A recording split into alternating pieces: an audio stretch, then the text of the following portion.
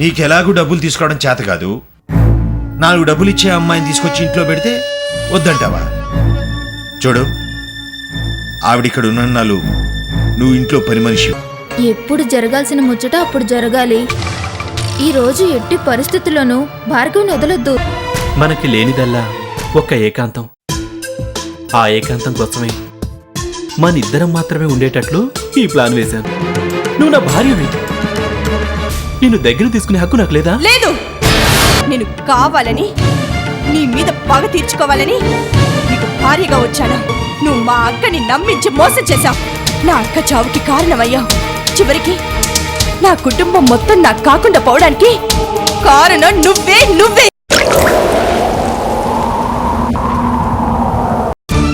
అంతకు ముందు మా అక్క ఎవరో తెలియదన్నావు. ఇప్పుడేమో ఫ్రెండ్ మాత్రమే అని చెప్తున్నావు. నోరు విప్పితే అబద్ధాలు. అసలు నీ జీవితమే అబద్ధాల పుట్ట. అబద్ధాలు చెప్పడం, అమ్మాయిల జీవితాలతో ఆడుకోవడం నీకు బాగా అలవాటైపోయింది. భార్గవి, నేను ఎలాంటి తప్పు చేయలేదు. నన్ను నమ్ము. నిన్నెలా నమ్మించాలో నాకు అర్థం కావట్లేదు. మాయ మాటలు చెప్పి అమ్మాయిల్ని బుట్టలో వేయడం నీకు అలవాటే కదా. సరే, నువ్వు మా అక్కని మోసం చేయలేదనుకుందాం. మరి మా అక్క డైరీ నాకు ఇవ్వకుండా ఎందుకు కాల్ చేశావు? సమాధానం లేదు కదూ. కారణం నేను చెప్తాను. మా అక్క డైరీ నాకు దొరికితే నీ బండారం బట్ట బయలైపోతుంది. నేను నీకు దక్కను అని ఆ డైరీని కాల్ చేశావు. అది నేను నా కళ్ళారా చూశాను.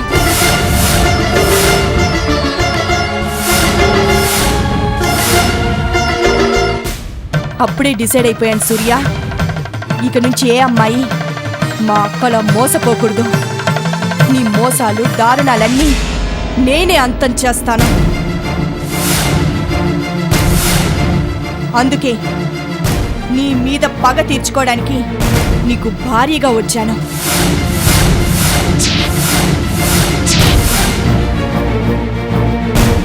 నీ నుంచి దూరంగా ఉండాలని శోభనం రోజు రాత్రి స్వీట్స్లో నేనే మత్తు మందు చల్లాను. రోజుకో నాటకం ఆడి నీలాంటి దుర్మార్గుడికి లొంగిపోకుండా జాగ్రత్త పడ్డాను.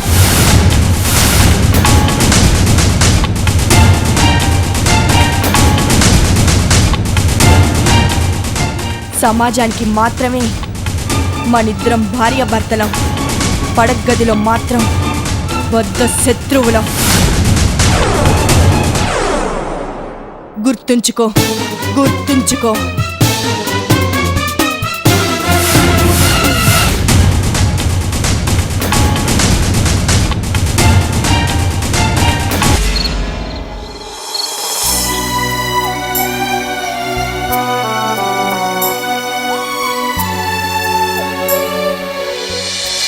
గాయత్రి, పెయిన్ బాంబ్ ఎక్కడుంది? ఏమైందండి? తలనొప్పిగా ఉందా? ఉండండి, తీసుకొస్తాను.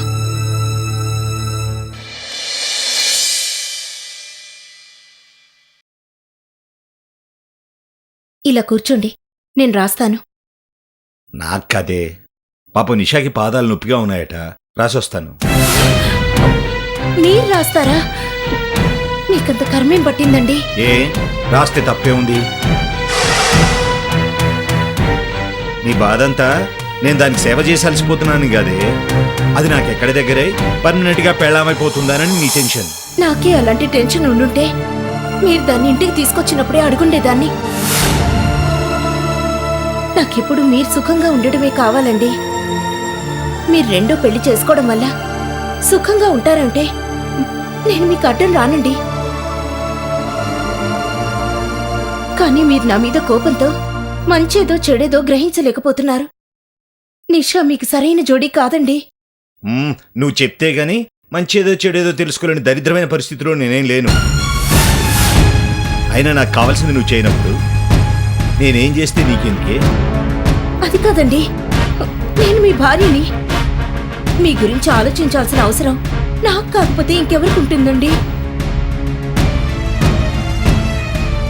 నేను మీ మంచి కోసమే చెప్తున్నాను. మీరెందుకో గ్రహించడం లేదు. ఆ నిష మంచిది కాదండి. దాన్ని చూస్తేనే తెలియడం లేదు. మీరు దాని మాయలో పట్టడానికి వీల్లేదండి.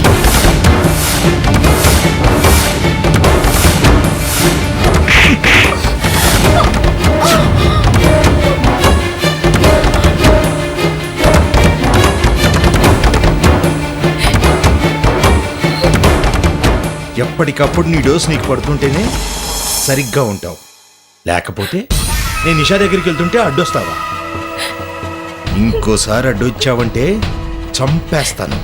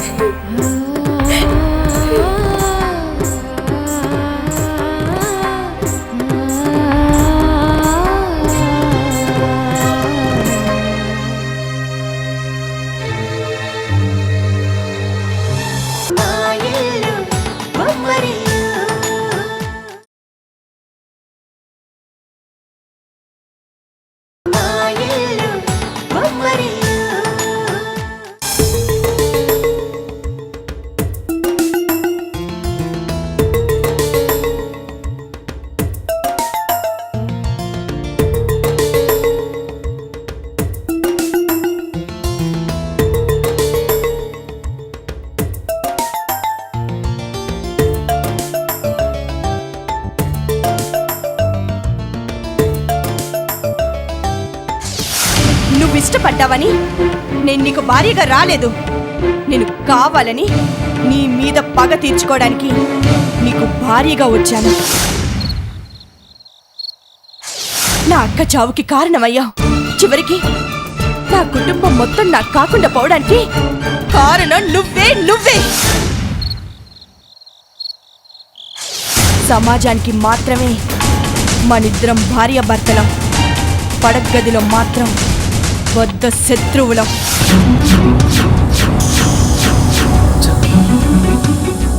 ఏదైతే జరగకూడదు అనుకున్నానో అదే జరిగింది. ఏ విషయం చెప్తే భార్గవి నన్ను అపార్థం చేసుకుంటుందని ఇన్నాళ్ళు భయపడ్డాను. అదే జరిగింది. ఇప్పుడేం చెప్పినా భార్గవి నమ్మే పరిస్థితిలో లేదు. గాయత్రి డైరీ భార్గవికి ఇచ్చిన బాగుండేది.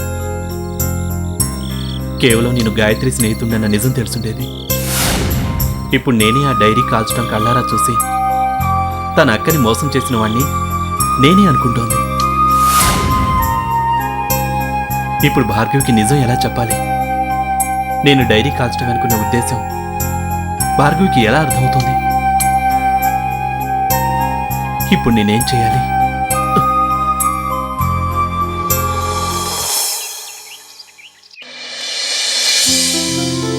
బావా, ఒకసారి ఈ ఫైల్ని నువ్వు ఫైనలైజ్ చేసేస్తే క్లయింట్కి పంపించేస్తాను. ఇప్పుడు నాకు చూసే మూడ్ లేదు ప్రియా. రేపు చెక్ చేసి పంపిద్దాం. ఏంటి బావా, పనిచేసే మూడ్ లేదంటున్నావు? కళ్ళు చూస్తే ఎర్రగా ఉన్నాయి. రాత్రంతా నిద్ర లేదా? నువ్వు అనుకునేదేం కాదు ప్రియా. నాకు కొంచెం ఒంట్లో బాగలేదు, అందుకే వర్క్ మీద కాన్సన్ట్రేట్ చేయలేకపోతున్నాను. వద్దు బావా, నా దగ్గర దాచాలని చూడొద్దు. నేను నిన్న ఆట పట్టిస్తానని నా దగ్గర దాస్తున్నావు కదూ. నీకు ఒంట్లో బాగోపోతే ఆఫీస్కి ఎందుకు వస్తావు చెప్పు? నిన్న ఆఫీస్లో పగటి కళ్ళు కని ఇంటికెళ్ళి ఏం చేయకుండా చేతులు ముడుచుకుని కూర్చున్నావంటే నన్ను నమ్మమంటావా? పర్వాలేదు చెప్పు బావా. భార్గవి నిన్ను రాత్రంతా నిద్రపోనివ్వలేదు కదూ. సమాజానికి మాత్రమే మనిద్దరం భార్యాభర్తలం, పడగదిలో మాత్రం వద్ద శత్రువులం. నిన్న మనం రెచ్చగొట్టగానే రెచ్చిపోయి పెళ్ళం మీద చెయ్యేసుంటాడు. ఇప్పుడు అది తన్నిన తల్లు గుర్తుకొస్తున్నాయేమో. చూసావా బావా, నేనడిగితే కాదన్నావు కానీ భార్గవ్ విషయం ప్రస్తావించగానే మళ్ళీ ఊహల్లోకి వెళ్ళిపోయావు. స్వీట్ మెమొరీస్ గుర్తొస్తున్నాయా బావా? Priya, will you please shut up?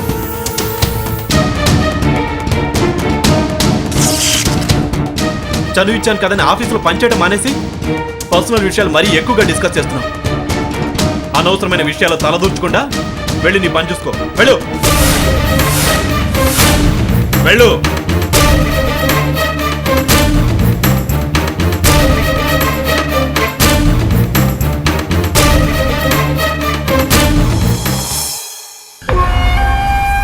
వెనకటికెవడో పెళ్ళంతో ఏగలేక PM మీద అరిచాడట. ఈ రోజు నా మీద అరిచావు, 4 రోజులు పోతే భార్గవ్ మీద కూడా అరుస్తావు. కాపురానికి పనికిరాని భార్యని నువ్వు మాత్రం ఎన్నాళ్ళు భరిస్తావులే. నువ్వెంత తొందరగా దాన్ని గెంటేస్తే అంత మంచిది సూర్య. మిగతా లైఫ్ అంతా మనిద్దరం హ్యాపీగా ఎంజాయ్ చేయొచ్చు.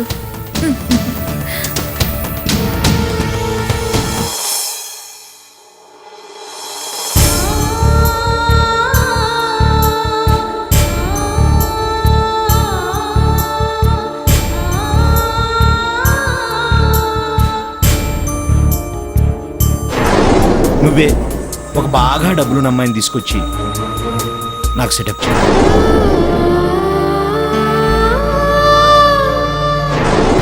అప్పుడు నీకు ఈ బాధ ఉండదు.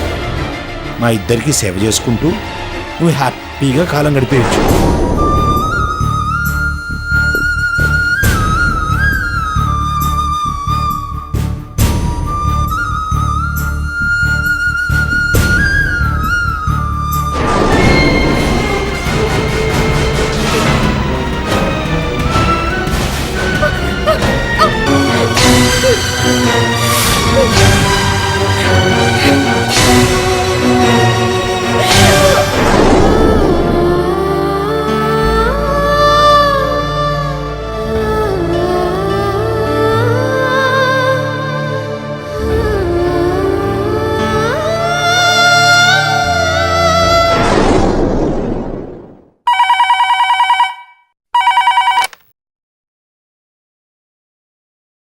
హలో,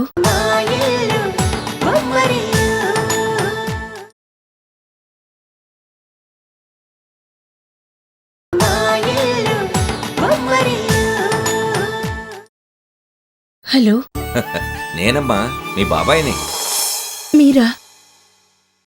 చెప్పండి బాబాయ్. ఎలా ఉన్నావమ్మా? నాకేంటి బాబాయ్, చాలా బాగున్నాను. పువ్వులు పెట్టుకొని చూసుకునే భర్త,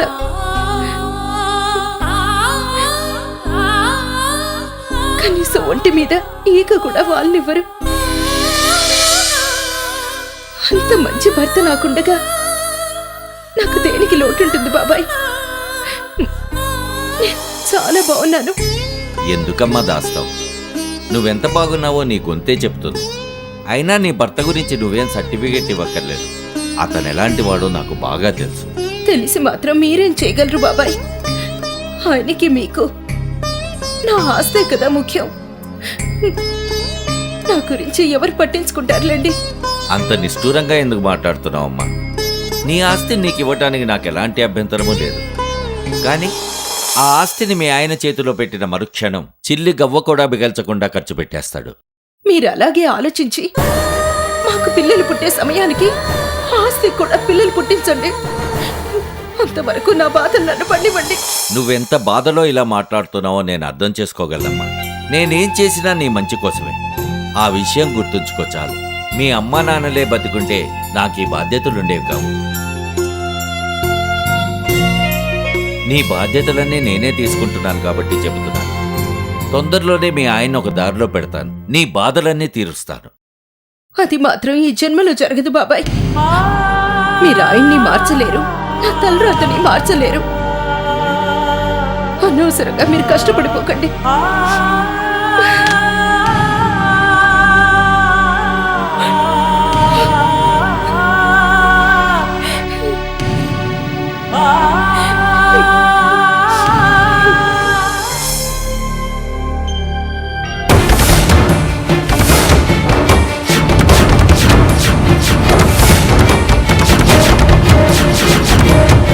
అయిందా? క్షేమ సమాచారాలన్నీ తెలుసుకోవడమైందా? ఇంట్లో ఉన్న పెళ్ళాం పిల్లలతో మాట్లాడడానికి మీకు టైం ఉండదు, కానీ ఊళ్ళో ఉన్న పనికి మాలిన వాళ్ళందరితో సోది మాత్రం వేస్తారు. అసలేం చెప్పానయ్యా నీకు? దాని గురించి పట్టించుకోవద్దంటే ఓ పొడి చేస్తానని వాగ్దానాలు చేస్తున్నావేంటి? భువన, ఆస్తి ఎలాగూ ఇవ్వద్దను, కనీసం క్షేమ సమాచారాలు కూడా కనుక్కోకూడదా? కనుక్కోకూడదు. వాళ్ళ మీద పెట్టే దృష్టి ఏదో నా పిల్లల మీద పెట్టండి. 1,00,000 సార్లు చెప్పాను మీకు. వాళ్ళంటే నాకు పడదు. ఇంకొకసారి ఇంట్లో వాళ్ళ ప్రస్తావన వచ్చిందంటే ఊరుకునేది లేదు.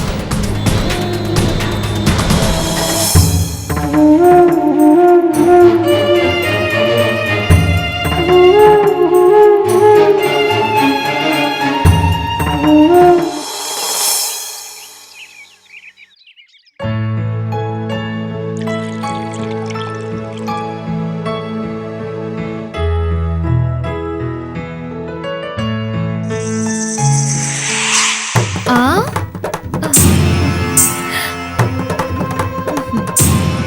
ఏంటి చెల్లి, నేను వస్తున్నానని నీకు ముందే తెలుసా? రెడీగా కాఫీ కూడా కలుపుతున్నా.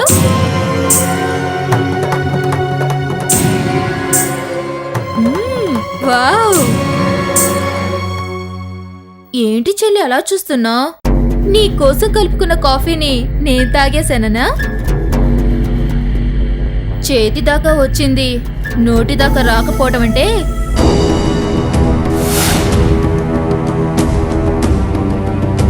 ఇదే. సూర్య విషయంలో కూడా ఇంతే. నువ్వు పెళ్లి చేసుకున్నా చివరికి దక్కేది నాకే. ఇంకా ఆపుతావా? నీ వాగుడు కట్టిపెట్టి ఇక దయచేస్తే సంతోషిస్తాను. వెళ్తానులే చెల్లి, ముందు ఈ విషయం చెప్పు. నిన్న ఆఫీస్లో బావగారిని బాగా రెచ్చగొట్టి పంపించాను.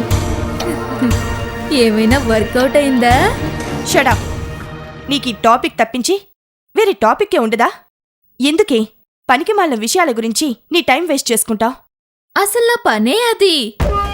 నిన్న సూర్యని అంతలా రెచ్చగొట్టడానికి కారణమేంటో తెలుసా?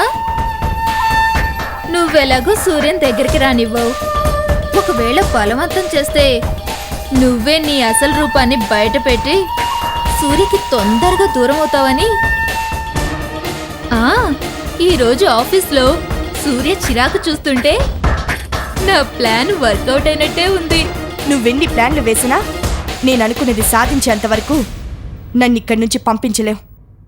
నువ్వు సూర్య జీవితంలోకి రాలేవు. నేను దూరం చేయక్కర్లేదే. నీలో ఉన్న పగే నిన్ను సూర్యకి దూరం చేస్తుంది. నాలో ఉన్న ప్రేమే నన్ను సూర్యకి దగ్గర చేస్తుంది. నాలో పగున్నా అందులో న్యాయం ఉంది. నీలో ప్రేమున్నా అందులో స్వార్థం ఉంది. న్యాయం ముందు స్వార్థం ఎప్పుడు గెలవదు. నువ్వదే భ్రమలో ఉండు చెల్లి. చేతులు కాలాక ఆకులు పట్టుకుందుగాని. హలో, వస్తున్నా. ఇదిగో ఇప్పుడే బయలుదేరుతున్నా. చెప్పాను కదా, రోజులు లెక్క పెట్టుకో.